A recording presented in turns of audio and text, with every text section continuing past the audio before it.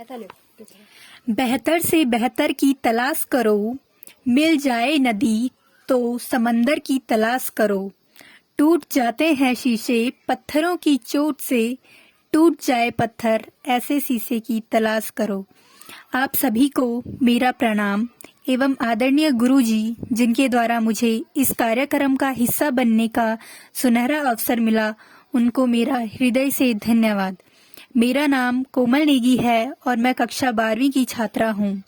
मैं राजकीय inter college Dharkot में अध्ययनरत हूँ और इस वीडियो के माध्यम से मैं हमारे समाज में नशे को जो बढ़ावा मिल रहा है उसके प्रति अपने नजरिए को अपने शब्दों के माध्यम से आप लोगों की समक्ष रखना चाहती हूँ। आशा करती हूँ कि आप सभी को मेरा यह वीडियो पसंद आएगा और हमारे देश को नशा मुक्त बनाने के लिए आप सभी हमारा साथ देंगे ताकि हम अपने देश को नशा मुक्त बना पाएं।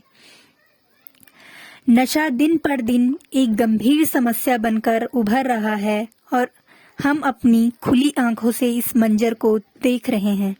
हम अपने गांव, अपने समाज व अपने देश को पिछड़ते हुए देख रहे हैं बशर्ते कुछ करने के। आखिर कब तक लोग ये तमाशा देखते रहेंगे और हाथ पर हाथ धरे बैठे रहेंगे? क्या आपको नहीं लगता है कि अपने देश को श्रेष्ठ बनाने के लिए हमारे देश से आतंकवाद, भ्रष्टाचार व नशा जैसी बुराइयों को दूर करना आवश्यक है? तो अब समय आ गया है कि हम लोग एक होकर नशा मुक्त भारत के प्रति जागरूकता फैलाएं, क्योंकि यह कार्य हम केवल अपनी इच्छा से कर सकते हैं, ना कि किसी के दबाव में। और इस कार्य को करने के लिए किसी शुभ मुहूर्त की जरूरत नहीं है। अक्सर कुछ लोगों को बोलते हुए सुना है कि नशे का थोड़ी मात्रा में सेवन करने पर यह दवाई का काम करती है। तो उन लोगों से कह दूं कि जैसे शब्दों के नुकीले तीरों का गहरा असर होता है, वैसे ही जहर को चांदी के प्याले में भरो तो भी जहर होता है। और रही बात दवाई की, तो दवाई एक बीमार व्यक्ति के लिए बनाई जाती है। तो ये कैसी दवाई है जिसको स्वस्थ व्यक्ति भी खा रहा है? क्या इससे हमारे शरीर में हीमोग्लोबिन बढ़ता है या फिर आयरन, कैल्शियम इत्यादि कुछ बढ़ता है? क्या यह दवाई हमारी इम्यूनिटी पावर को बढ़ाती है या फिर मनुष्य का दिमाग तेज करती है? फिर ऐसा क्या है इस दवाई में जो आज संपूर्ण विश्व बिना किसी बीमारी के इसे लेने का शौकीन है?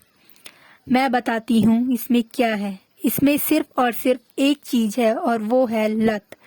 और लत किसी भी चीज की हो, इंसान को अंदर ही अंदर खोखला कर देती है। यही कारण है कि हमारा देश का भविष्य भी धीरे धीरे खोखला हो रहा है, क्योंकि जिन्हें देश का भविष्य अच्छा बनाना था वो भी नशे की लत में है।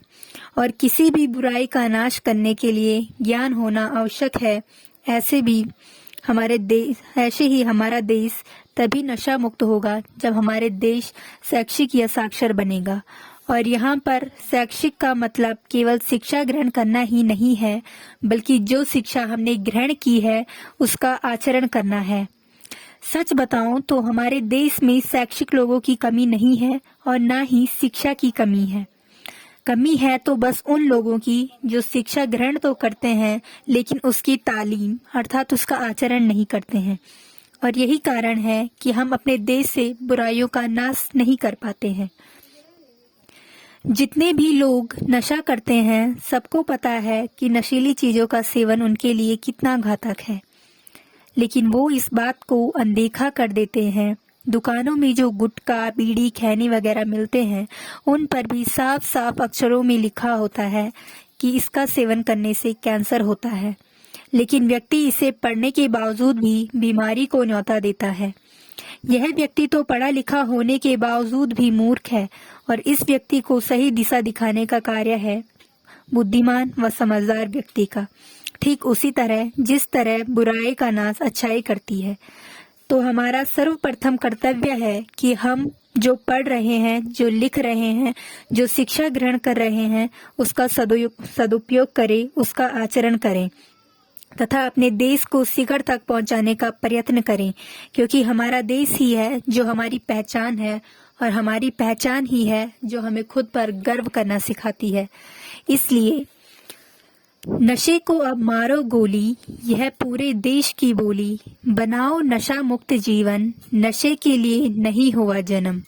ताकि मिले एक उज्जवल संसार, भरा पूरा खुशहाल परिवार। सुखी रहो सदा और दो सुख, नशा करता दुखी और स्वयं में दुख। अतः बचकर रहो इससे यारो, नशे को अब गोली मारो, नशे को अब गोली मारो। धन्यवाद।